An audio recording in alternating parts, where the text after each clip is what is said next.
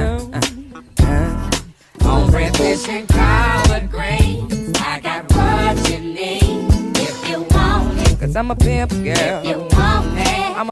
Hey y'all, welcome back to another episode of What's for Dinner here in Chanel's kitchen. And today I'm going to show y'all how I made this delicious looking loaded seafood baked potato. Y'all ain't never seen this before, so let's just hop right in. All right, y'all, so first things first, I have 4 potatoes, and I'm just going to carefully kind of stab some holes into them with my fork all over. Not that many, because we're going to cover them with foil, so you don't need that many. You just want enough to where the skin doesn't puff up when they're done baking. All the sides. Be careful when you are doing this. If you are a child watching this video, please have adult supervision because this can get dangerous.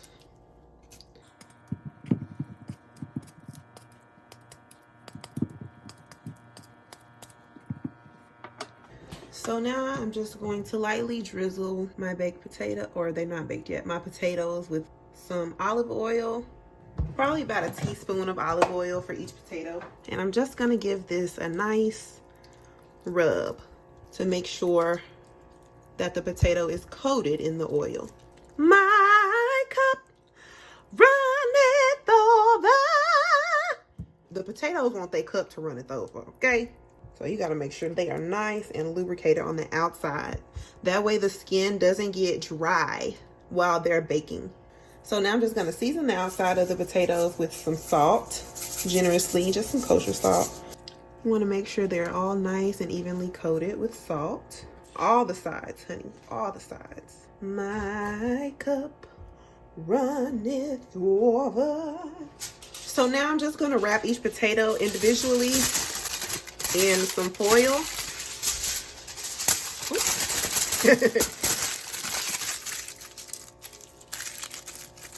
There we go. And these are going to go into the oven on 400 degrees for about 45 minutes to an hour. All right, so I have preheated my skillet, and now I'm just going to add in a few slices of bacon.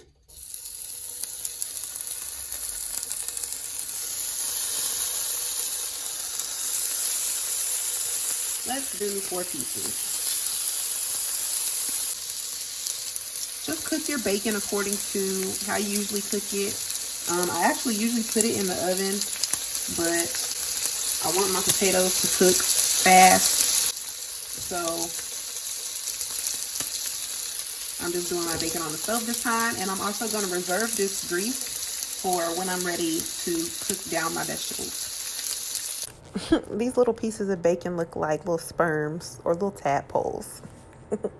So you want to be sure to reserve all of your bacon grease. I'm just going to use all the bacon grease that I had left over from those 4 pieces. And I'm going to use this to saute my peppers and onions. So go ahead and add in your red pepper and your green pepper. And I also have some parsley in there. And then your onion. Now I'm just mixing everything together, making sure everything is nice and coated in that good old bacon grease. And I'm going to saute this down for a few minutes until everything is nice and soft and our onions start to get a little bit brown. And as you guys can see, our bell peppers and onions and that parsley is nice and rich in color. And now I'm just going to add in about 2 teaspoons of garlic. And I'm going to allow this to cook for about a minute until that garlic is nice and fragrant and delicious. And now I'm just going to go ahead and add in my crawfish. I had a little leftover bell peppers in there too, so I just am giving this a good mix through so that the crawfish can warm through before I add the rest of my ingredients.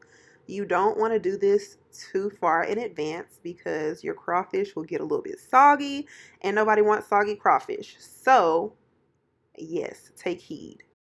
And now I'm just going in with half a block of cream cheese, and I'm going to give this a nice mash so that it kind of starts to melt into the rest of our ingredients that we have here. And I'm just going to allow this to cook just until that cream cheese is all softened and nice and creamy. Now I'm just adding in some chicken broth. I started with half a cup, and you might need to add more after you add the rest of your cheeses, but for now we're going to start off with half a cup and gradually build if need be. So you just want to continue to stir this until the cream cheese and chicken broth have evenly melded into one another. And now we can add the rest of our cheeses. I'm starting off with some sharp cheddar, about half a cup. Also taking a Colby Jack and Monterey Jack blend, adding half a cup of that as well. And I'm just going to give all that cheese a good mix until everything is nice and melted together. Look at this. It just looks so good and cheesy and delicious already. It looks like it's ready to eat like this. Just dip a little chip in there, child, and you ready to go. But no, we got a little bit more work to do. So I just added in a little bit more chicken broth because in actuality, this is really just a cheese fondue that's going on a baked potato. So you want it to be slightly runny. You don't want it to be this consistency that you see on the screen right now. So you want that cheese and that chicken broth and that cream cheese to really meld into one another so that everything is nice and super creamy and super spreadable. All right, you guys, so I decided to add in 2 tablespoons of butter. And I think that this will bring this to the desired consistency that I'm looking for. Now I'm seasoning our little fondue, and I'm going in with half a teaspoon of salt and half a teaspoon of black pepper.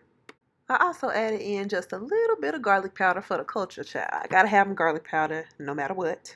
I also added just a dash of onion powder for the ancestors. Hallelujah. And added just a teaspoon of cayenne pepper for that nice Creole spice. And I'm just mixing all those good spices into my fondue, and this is the final product. All right, you guys, I'm ready to assemble my beautiful baked potato. Ooh, hot. Ooh. All right, y'all, so I have my baked potato here. I'm just gonna make a little slit in it. They're nice and fluffy and super soft and super golden. Try to fluff it a little bit carefully. It's very hot, y'all. Trying not to hurt myself. Look how fluffy that is. I love this method of cooking baked potatoes. They just get so soft and fluffy. All right, now I'm going to add my fondue on top. Just gonna ladle that right over my baked potato.